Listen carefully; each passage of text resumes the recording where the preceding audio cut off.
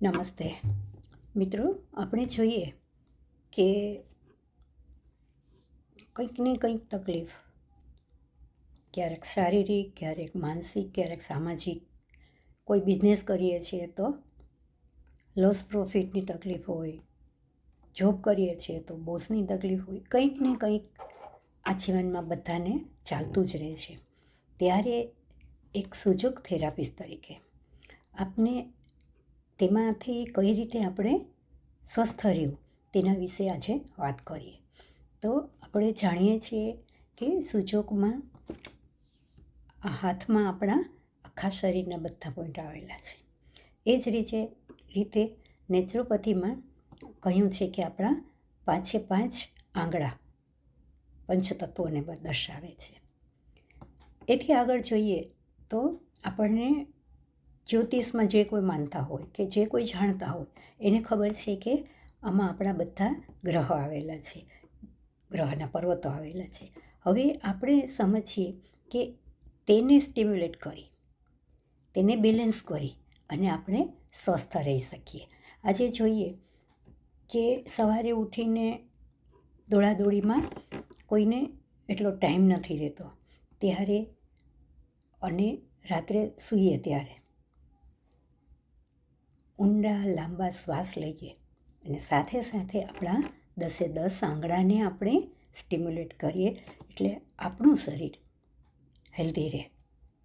વિચારો ના બહુ આવે કે ન અનિદ્રાની તકલીફ રહે, કોઈ પણ ડિસિઝન લેવું છે તો સ્વસ્થતાથી બેલેન્સ માઇન્ડથી આપણે લઈ શકીએ. તેના માટે સૌથી પહેલું તો કે બ્રેઇન મારું અંગૂઠાના પહેલાં બેઢા ઉપર નખ પાસે અહીંયા આવેલું છે.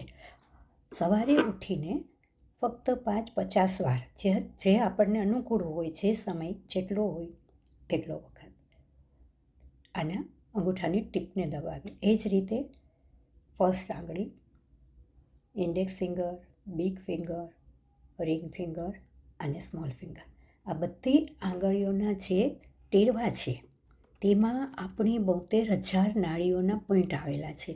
તેને સ્ટિમ્યુલેટ કરવાથી બ્લડનું સર્ક્યુલેશન સ્મૂધલી થાય છે, ઇઝીલી થાય છે. એ જ રીતે ડીપ બ્રિથિંગ કરવાનું છે. તો બંને હાથની હળવેથી મુઠ્ઠી વાળી અને શ્વાસ લઈએ. 1 સેકન્ડ 2 સેકન્ડ રોકાય એટલું રોકી અને હળવેથી શ્વાસને છોડીએ. ત્યારે આંગળી સીધી કરી દઈએ, મુઠ્ઠી ખોલી દઈએ. જોઈએ તો પહેલી આંગળી જ્યાં ટચ કરે છે હથેળીમાં, ત્યાં આપણો બીપીનો પોઈન્ટ આવેલો છે. બીપી હાઈ રહે છે, લો રહે છે, તો અહીંયા દબાણ આપવાથી બીપી નોર્મલ રહે છે. એ જ રીતે બિગ ફિંગર જ્યાં ટચ કરે છે હથેળીમાં, ત્યાં કિડનીનો પોઈન્ટ આવેલો છે. તો એનાથી કિડની આપણી ક્લિયર રહે છે, તેનું કાર્ય સારી રીતે ચાલે છે. એ જ રીતે રિંગ ફિંગર, તો રિંગ ફિંગર જ્યાં ટચ કરે છે હથેળીમાં, ત્યાં પેનક્રિયાસનો પોઈન્ટ આવેલો છે. એને સ્ટિમ્યુલેટ કરવાથી, એને દબાણ આપવાથી, એને પ્રેશર મળવાથી આપણું પેનક્રિયાસ એક્ટિવ રહે છે. ડાયાબિટીસમાં જે લોકોને છે તેને ફાયદો થાય છે, નથી એને થતું નથી. અને એ જ રીતે લિટલ ફિંગર જ્યાં ટચ કરે છે ત્યાં રાઈટ હેન્ડમાં લીવર છે અને લેફ્ટ હેન્ડમાં જ્યાં લિટલ ફિંગર ટચ કરે છે ત્યાં હાર્ટનો પોઈન્ટ આવેલો છે.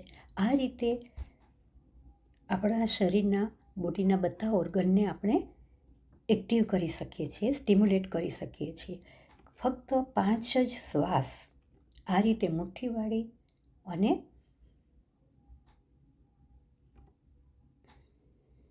ધીમેથી છોડવાથી આખા દિવસનો સ્ટ્રેસ ઓછો થાય છે. તેનાથી આપણે જે અકળાઈ જતા હતા તેમાં ઘણી રાહત મળે છે અને સૌથી સારું આપણી હેલ્થ સારી રહે છે. ફ્રેન્ડ્સ, આ રીતે થોડા અંતરે આપણે આવી હળવી અને સરળ એક્સરસાઇઝ કરીએ અને સ્વસ્થ રહીએ. સ્વસ્થ રહો એ જ શુભેચ્છા.